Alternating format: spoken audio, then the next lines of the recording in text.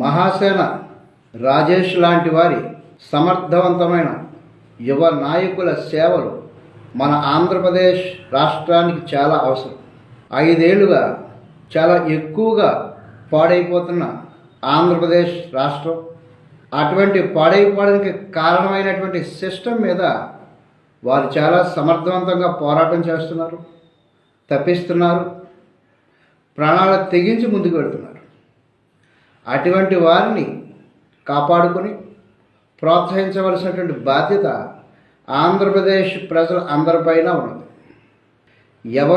ఎవరి మీదైతే వారు పోరాటం చేస్తున్నారో అది గిట్టని ఆ యొక్క సిస్టమ్ ఏర్పాటు చేసినటువంటి కొంతమంది వ్యక్తులు కులాల వారీగా, మతాల వారీగా వారిని అదే పనిగా దూషించడం సబబు కాదు, ధర్మం కాదు.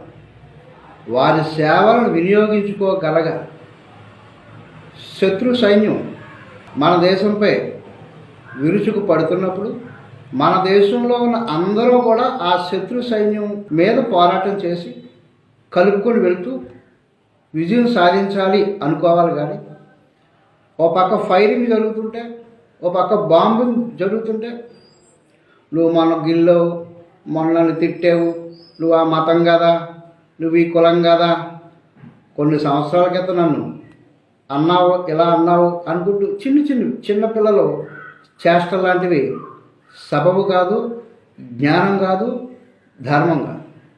నెత్తిమై కూర్చుని మనల్ని మింగేస్తున్నటువంటి, ప్రజలను మింగేస్తున్నటువంటి రాక్షసులను తరిమి కట్టే విషయంలో కూడా మనం కులము, మతము అని దెబ్బలాడుకోవడం సబబేనా?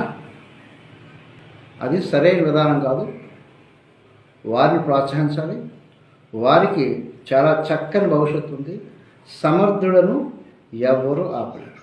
పొరపాటు చేసినా, అయ్యా నేను పొరపాటు చేశానండి, క్షమించండి, మరి పొరపాటు అలా చేయనండి, నేను ధర్మం కోసం, అన్యాయం అయిపోతున్నటువంటి రాష్ట్ర ప్రజల కోసం, అందరి కోసం నేను పోరాటం చేస్తానండి అయ్యా, నన్ను క్షమించండి అయ్యా అన్నారంటే కనుక వాడంతటి ధైర్యవంతుడు ఇంకొకరు లేడు, వారంతటి సమర్థులు మరొకరు లేరు.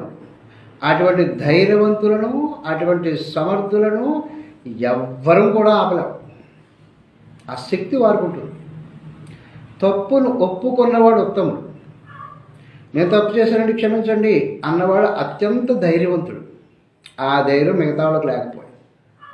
ఇంకా జై కులం, జై మతం అనుకుంటూ ప్రతి చోట జై కులం, జై మతాలేడా.